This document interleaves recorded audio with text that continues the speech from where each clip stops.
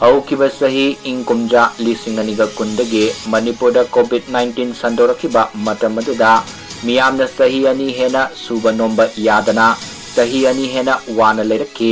ꯃꯁꯤꯅ ꯃꯔꯝ ꯑꯣꯏꯔꯒ ꯁꯨ ꯅꯣꯝꯂꯒ ꯍꯤꯡꯅꯕ ꯂꯥꯟꯊꯦꯡꯅꯔꯤꯕꯁꯤꯡ ꯂꯥꯏꯔꯕꯁꯤꯡ ꯑꯅꯥꯕꯅ ꯍꯦꯟꯅ ꯑꯋꯥ ꯆꯩꯊꯦꯡ ꯃꯥꯌꯣꯛꯅꯔꯤꯕꯁꯤꯡ ꯑꯗꯨ ꯐꯨꯒꯠꯅꯕ ꯍꯣꯠꯅꯕꯗ ꯉꯁꯤ ꯐꯥꯎꯕ ꯍꯧꯒꯠ ꯀꯥꯡꯈꯠꯄ ꯉꯝꯗꯅ ꯂꯩꯔꯤ ꯃꯁꯤꯒꯤ ꯃꯇꯨꯡ ꯏꯪ ꯀꯨꯝꯖꯥ 2023ꯒꯤ ꯃꯦꯒꯤ ꯇꯥꯡ 3ꯗꯒꯤ ꯀꯨꯀꯤ ꯅꯥꯔꯀꯣ ꯇꯦꯔꯣꯔꯤꯁꯁꯤꯡꯅ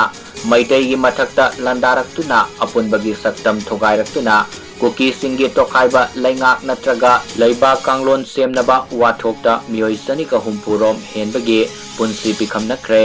ꯃꯤꯑꯣꯏ 50 ꯍꯦꯟꯕꯅ ꯔꯤꯂꯤꯐ ꯀꯦꯝꯞꯇ ꯆꯪꯖꯐꯝ ꯂꯧꯗꯨꯅ ꯂꯩꯔꯤꯕ ꯑꯁꯤꯒꯤ ꯌꯦꯡꯂꯒ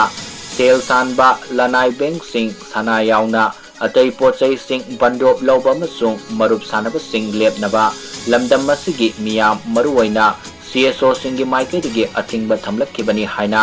ꯑꯀꯣꯝꯂꯨꯞ ꯀꯪꯂꯩꯄꯥꯛ ꯑꯃꯁꯨꯡ KSAꯅ ꯊꯥꯗꯣꯔꯛꯄ ꯆꯦꯔꯣꯜ ꯑꯃꯅ ꯈꯪꯍꯜꯂꯛꯂꯤ ꯆꯦꯔꯣꯜ ꯑꯁꯤꯅ ꯃꯈꯥ ꯇꯥꯔꯗꯨꯅ ꯍꯥꯏ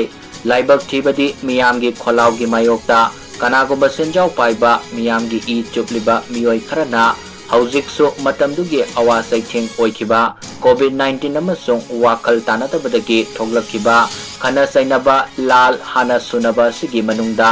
ꯁꯦꯟꯗꯣꯏ ꯂꯧꯕꯒꯤ ꯊꯕꯛ ꯆꯠꯊꯕꯗꯒꯤ ꯃꯤꯑꯣꯏ ꯀꯌꯥꯒꯤ ꯂꯟ ꯊꯨꯝ ꯃꯠꯄ ꯑꯃꯗꯤ ꯁꯦꯂꯦꯞꯇꯒꯤ ꯁꯦꯟꯗꯣꯏꯅ ꯍꯦꯟꯒꯠꯂꯛꯈꯤꯕꯗꯒꯤ ꯂꯥꯏꯔꯕꯒꯤ ꯄꯨꯟꯁꯤ ꯑꯔꯦꯡ ꯑꯔꯦꯡꯕꯗ ꯄꯨꯊꯔꯦ COVID-19 ꯂꯩꯅꯥ ꯂꯥꯏꯆꯠ ꯃꯅꯨꯡ ꯑꯃꯗꯤ ꯏꯪ ꯀꯨꯝꯖꯥ 2023ꯒꯤ ꯃꯦꯒꯤ ꯇꯥꯡ 3ꯗꯒꯤ ꯆꯠꯊꯔꯛꯈꯤꯕ ꯂꯥꯜ ꯃꯅꯨꯡꯗ ꯁꯅꯥ ꯂꯨꯄꯥ